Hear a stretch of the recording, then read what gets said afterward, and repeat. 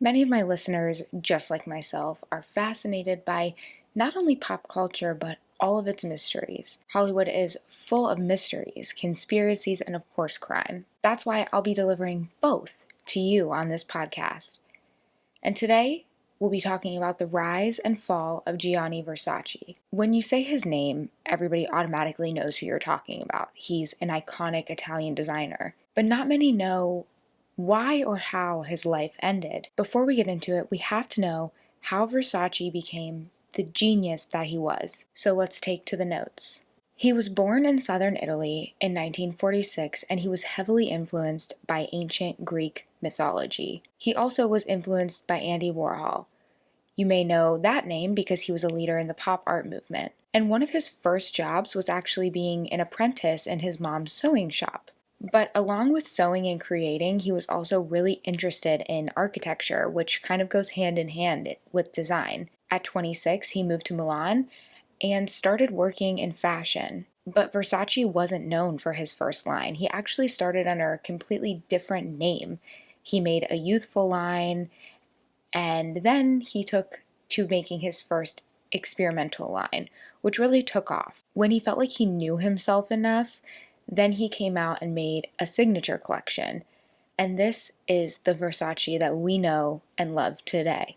This collection earned him his first fashion show and the ability to open his first boutique in 1978. The reason his pieces were so popular was because they had unique cuts and really eye-catching designs and pops of color that weren't being used at the time. He actually once said about his rival Armani, he said, "Armani dresses the wife, Versace dresses the mistress." So he was known for having this kind of sexy, raunchy, unique style. As his empire grew, he of course remembered to keep family close. He made his sister the VP of his company and his brother the president. And his interest in ancient Greek mythology inspired the company logo, which is the Medusa head. In 1982, he met his partner, who was with him until the end of his life, Antonio D'Amico. He was a model, and the two of them adopted Versace's 4 nieces and nephews. So they never had kids of their own, but they did raise children together. Versace's life was full of many successes and many pleasures, one of which was reading the morning paper. And on the morning of July 15th, 1997, he took his usual route down Ocean Drive in Miami, Florida to get the paper. The only thing that was different about this was that he usually went with someone, like an assistant, to get coffee in the paper, but this morning he went alone. So he headed down the street, got his cup of coffee, got his paper, and went to head home. On the way back home, he was walking up the stairs of his massive mansion, and he was shot in the head at point-blank range. Now, clearly given the location, there were definitely witnesses to this murder. Tracking down who killed Versace was not the issue. It was really where he was. So let's take it back a moment and talk about who this man was. The man's name was Andrew Cunanan, and because that last name is crazy, I'm not going to continue to pronounce it. I'm going to call him Andrew. We know a few things about him that made him suspect from the start.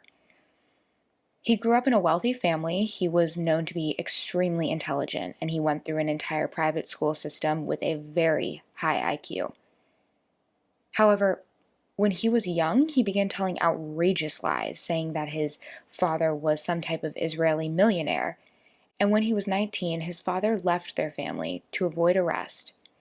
He was left alone with his extremely religious mother. So around the same time that his father left, he began frequenting gay bars, which caused tension between his mother and Andrew. During a fight that they had, he pushed her against a wall and actually dislocated his shoulder. So early on, at a young age, he was showing violent tendencies. His actions, combined with his lies, make him likely to have antisocial personality disorder.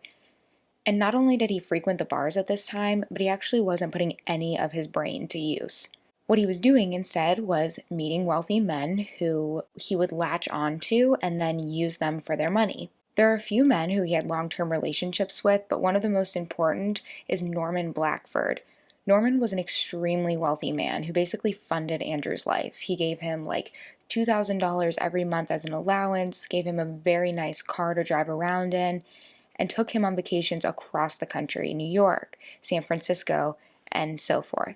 Eventually, though, the two did split up, and what happened from there for Andrew was he maxed out all of his credit cards, began a very rapid downward spiral. To earn quick cash, he began selling drugs and using them. He was known mostly for methamphetamine, painkillers, and alcohol. And then in 1997, he told one of his friends that he was going from California to Minnesota to take care of some business. That business was with a long-distance boyfriend/friend named Jeffrey Trails. And Jeffrey Trails would become the first of Andrew's victims. Jeffrey sensed that something was off, and he actually told his sister that he didn't want Andrew to come visit.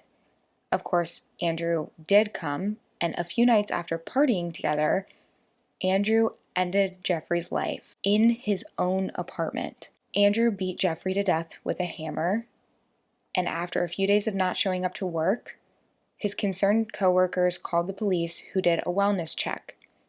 They found Jeffrey rolled up in a rug behind his couch. Andrew actually stole one of Jeffrey's guns and fled the scene after the beating.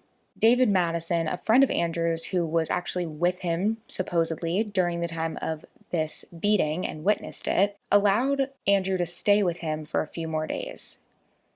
2 days after the murder, he was questioned by police as a suspect in Jeffrey's murder, but he denied it. To this day, his family says that Andrew was holding him hostage, and that's why he was a witness, and all of that. But he was actually seen around town walking his dog with Andrew, grabbing food together, driving around in his car. Unfortunately for David, just a day later, his body was discovered on the shore of Rush Lake. He was shot with a semi-automatic pistol that was taken from Jeffrey's home. He was Andrew's second victim.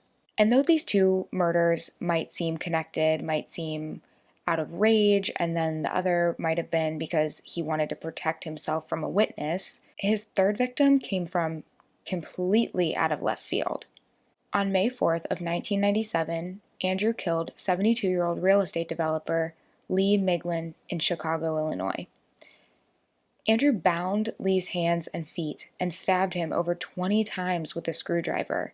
It seems that he has no motive or MO at all at this point. But similarly to taking Jeffrey's gun, Andrew took Lee's 1994 green Lexus, which had a car phone in it. Police were actually able to track this car phone and follow in Andrew's footsteps, just one step behind. The last place police tracked the phone was Pennsville Township, New Jersey, and this is where Andrew met his fourth victim, William Reese. Andrew shot William with the same pistol that was used in the previous murders. He was later found in his office by his wife, who came looking for him after he didn't show up for dinner. It's believed that the motive for this murder was to obtain William's 1995 red Chevy, which he then used to drive to Miami Beach in Florida. When he arrived in Miami, it seems that he took a break from killing. He was off for about 2 months staying in a hotel. But his final victim on his killing spree in 1997 was that of Gianni Versace. He shot him at point-blank range in the head, and although there were witnesses, as I stated, who pursued him on foot actually, they were unable to catch him. But the police did find the stolen Chevy nearby that belonged to William Reese, and in the passenger seat there were newspaper clippings of all 4 previous murders. So he basically outed himself just by not covering his tracks and looking for some type of fame through the newspaper clippings. In the following days, Andrew was placed on the FBI's 10 Most Wanted list. But this was actually short-lived because just 8 days after the murder of Versace, Andrew was found dead nearby on a houseboat due to a self-inflicted gunshot wound to the head using the same pistol used to kill Gianni Versace. The mystery that surrounds this case really is the motive. I mean, many believe that the killings were random and that Versace was just in the wrong place at the wrong time, but others believe that there has to be something deeper lying underneath. One theory is that Versace and Andrew actually had met in a nightclub in San Francisco in 1990. Though the extent of this meeting is unknown by the FBI and by most people really because it was never confirmed, theory states that they were likely involved in other occasions because they were both rumored to be involved in the sex for hire circles that surrounded both Miami and San Francisco. Take that with a grain of salt, of course, because Versace's family holds tight to the claim that the two never met and that Andrew was known to exaggerate things, including his friendships with celebrities. But those who believe this rumor think that Andrew became obsessed with Versace and was basically out to get him the whole time. Miami Beach Police Chief Richard Barreto says, "I don't know that we're ever going to get the answers." And personally, I think a more realistic answer behind what led to these killings is a combination of a few things. Potentially an undiagnosed mental illness that was triggered by a sudden loss of money and status, combined with a desire to be associated with fame, even if that means becoming infamous. Andrew Cunanan killed 5 people in just 1 year, which ended in him taking his own life. He was alone with no one around. Gianni Versace, however, did not have the same legacy. His family threw him a beautiful funeral in the Milan Cathedral, which was attended by over 2,000 people, including icons like the Kennedys, Princess Diana, and Elton John. As for his belongings, well, they stayed in the family. They went to his brother, his sister, and his nieces. His estate went to his brother, whose title actually changed to CEO of the company. His sister became the head of design, and 50% of his empire, along with his rare art collection, went to his niece and nephew. This 50% actually came to approximately $500 million, but today his family honors him in many ways. They honor him within the collection and on the runway.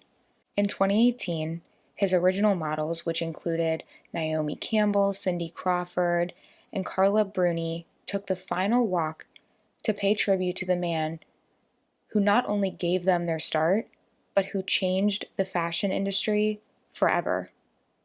That is it for this episode. Hopefully next time you're taking your photo in front of the steps of the iconic Versace mansion, you'll remember the man who designed that mansion. To find my sources for this episode, please visit the show notes and DM me on Instagram at Megan the Morning Podcast with the case you want me to cover next time.